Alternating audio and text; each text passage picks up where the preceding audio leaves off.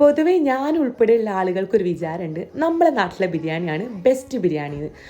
അങ്ങനെ വിചാരിക്കുന്നതുകൊണ്ട് പ്രശ്നമൊന്നുമില്ല എന്ന് കരുതിയിട്ട് മറ്റ് ജില്ലക്കാരുടെ ബിരിയാണീനെ കളിയാക്കുന്നത് വളരെ മോശമായിട്ടുള്ള കാര്യമാണ്.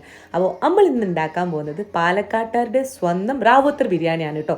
നമ്മൾ ഉണ്ടാക്കുന്ന പോലെ ഒന്നുമല്ല, ചെറിയ ചെറിയ മാറ്റങ്ങളൊക്കെ ഉണ്ട്. പക്ഷേ ഈ ഒരു ബിരിയാണിക്ക് ഒരുപാട് നെഗറ്റീവ് കമൻറ്റ്സ് ഞാൻ കണ്ടിട്ടുണ്ട് കേട്ടോ. ഇത് ഇറച്ചിച്ചോറാണ് അങ്ങനെയൊക്കെ പറഞ്ഞിട്ടുള്ളത്. അതുപോലെ തന്നെ നമ്മുടെ മലബാർ ബിരിയാണി ആയിട്ട് നിങ്ങൾ ഒരിക്കലും ഇത് കമ്പയർ ചെയ്യരുത്.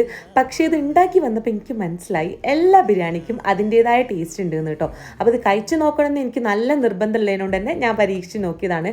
നല്ല എളുപ്പം തോന്നിയിട്ട് ഇത് എനിക്ക് ഉണ്ടാക്കി വരുമ്പോൾ അത്യാവശ്യം നല്ല എളുപ്പം തന്നെ തോന്നി. നമ്മൾ ബിരിയാണി ഉണ്ടാക്കുന്നതിന് അവർ ചെറിയുള്ളിയും കൂടി ചേർക്കുന്നതിനുണ്ട് ഇത് പ്രത്യേക ടേസ്റ്റ് എന്ന് എനിക്ക് തോന്നിട്ടോ.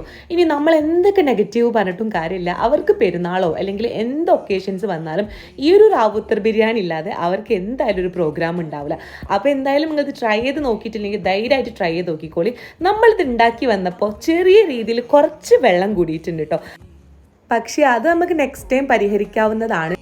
ഇത് ഇറച്ചിച്ചോറായിട്ടൊന്നും എനിക്ക് തോന്നിയിട്ടില്ല കേട്ടോ. ഒരു മിക്സഡ് ആയിട്ട് നമ്മൾക്ക് വിളമ്പാൻ പറ്റുന്ന ഒരു അടിപൊളി ബിരിയാണി തന്നെയാണ്. അപ്പോൾ റാവുത്തർ ബിരിയാണി നിങ്ങൾ ട്രൈ ചെയ്തിട്ടില്ലെങ്കിൽ പാലക്കാട് പോകാൻ പറ്റുമെങ്കിൽ എന്തായാലും ഒന്ന് കഴിച്ചു നോക്കുന്നത് നല്ലതാണ് കേട്ടോ.